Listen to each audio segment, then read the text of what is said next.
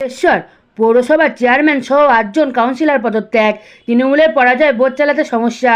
ভদ্রেশ্বরের ভোটে তৃণমূলের ভরাডুবি ও দলের হেভিওয়েট মন্ত্রী তথা চন্দননগরের বিধায়ক ইন্দ্রনীল সেন পরাজিত হতেই বদলে যায় রাজনৈতিক সমীকরণ।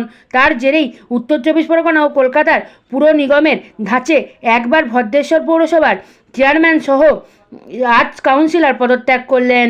বৃহস্পতিবার পুরসভার এক্সিকিউটিভ অফিসারের কাছে পদত্যাগপত্র জমা দেন ভদ্রেশ্বর পৌরসভার পুরপ্রধান পলয় চক্রবর্তী সহ মোট 9জন তৃণমূলের দলীয় কাউন্সিলর। প্রকাশ্যে কিছু না বললেও তৃণমূলের পরাজয় ভোট চালাতে সমস্যার কারণেই পুরপ্রধানের সহ বাকিরা পদত্যাগ করেছেন বলে খবর। ভদ্রেশ্বর পৌরসভার 8 নম্বর কাউন্সিলর পদত্যাগ করায় অবশ্য পুরো ভোট চালাতে অসুবিধা হবে না। ভাইস চেয়ারম্যান ফিরোজ খানের নেতৃত্বে ভোট চলবে বলে তৃণমূল সূত্রে জানা গিয়েছে। আপনারা দেখছেন বনশ্রী নিউজে।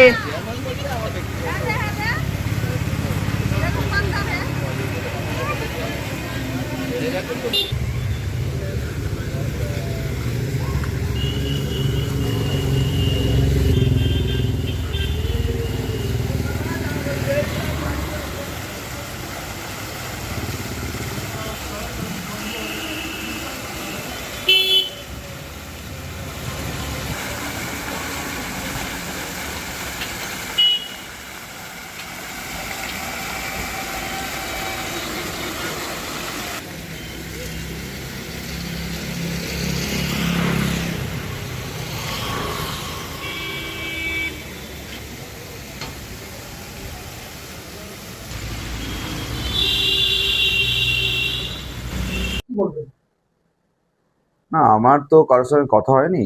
এই জন্য তাদের মনের মধ্যে কি ইচ্ছা আমি জানি না, কিন্তু কারো যদি অন্তরাত্মা যদি জেগে ওঠে যে বহুদিন দুষ্টু লোকেদের সঙ্গে আছি, এবার নৈতিক দায়িত্ব নিয়ে তারা যদি ছাড়তে চায়, স্বাগত। দের হলেও যে তাদের মনে শুভ বুদ্ধি হয়েছে, এটা স্বাভাবিক। কেন কি বহু মানুষ পরিষেবা পাচ্ছে না, আর এই পরিষেবা না পাওয়ার জন্য মানুষের মধ্যে তাদের প্রতি ক্ষোভ জেগে উঠছে। এবং আমরা শুধু ভারতীয় যেহেতু ক্ষমতা থেকে চলে যাচ্ছে, সেখান থেকে অনেক অনেকেই পদত্যাগ করছেন, অনেকেই করছেন। সেখানে আপনারা কোথায় ভয় পেয়ে গেছেন, সেই কারণেই এই ঘটনা হচ্ছে একের পর এক? ভয়ের পরিবেশ এখানে কেউই তৈরি করেন, আগামী দিনও হয় বলে মনে হয় না। আর নিয়োগের যদি প্রক্রিয়ার যদি কোনো দুর্নীতি থাকে, সেটা তো তার মতো করে তার তদন্ত হয়।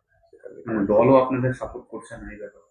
দলের সাথে আমার কারোর সাথে সেইভাবে কথা হয়নি, কারণ আমি কারোর সাথে আমি কথা বলে কিছু করিনি। আমি সমস্তটাই ব্যক্তিগত স্তরে। আমার ব্যক্তিগত কারণে আমি আমার যে চেয়ারম্যান পোস্ট এবং কাউন্সিলর পোস্ট